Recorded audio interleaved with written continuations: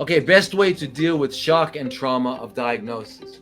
Good question. Best thing. Okay, first of all, you've been lied to. You've had a spell put on you. You've been cursed. That's what a diagnosis is. It's a curse. They're telling you that you're not whoever you are anymore. You are this thing, and that's not who you are. It's not what you are. Okay? That is only one snapshot of one part of your body at this moment, at that moment in time. And that does not define who you are. Just like a still on a movie set. You take a still, you take a picture of, Brad Pitt jumping and Angelina Jolie jumping together. And you take a picture. Is that the movie?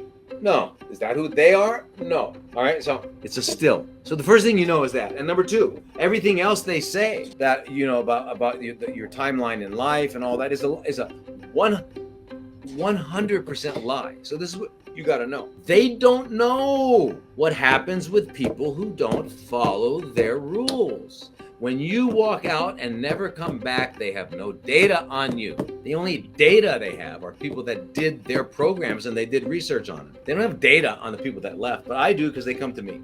And they come to me many years after they were told they were going to die and they're not dead. And they didn't do anything, but they still got, 7, 8 years later, and they were told they didn't have more than a year. So the first thing you got to know to get rid of the shock and awe is realize that everything you think about this condition is not true. These are just chronically fermenting cells.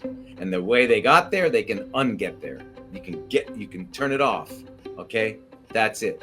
Just like, give you an example. We had a guy with coronary artery problems, right? He did before he came for a fast, they did a angiogram where they stick the catheter all the way up here and look into the coronary artery, and they found that it was like 95% occluded, blocked. So he was going to have to get bypass surgery.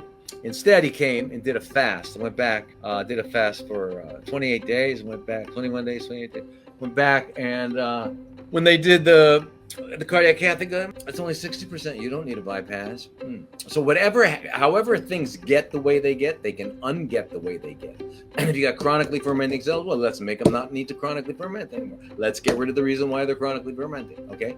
And we can do that. That's what we do, all right? That's what we need to do. So the best way to deal with it is to understand that it's all a lie and you've been hypnotized. And here's the problem. Because of what they said and because if you grew up in this society, those words stuck in you like a screw worm deep in your heart. So you got to meditate. You got to learn to meditate, and you got to listen to me.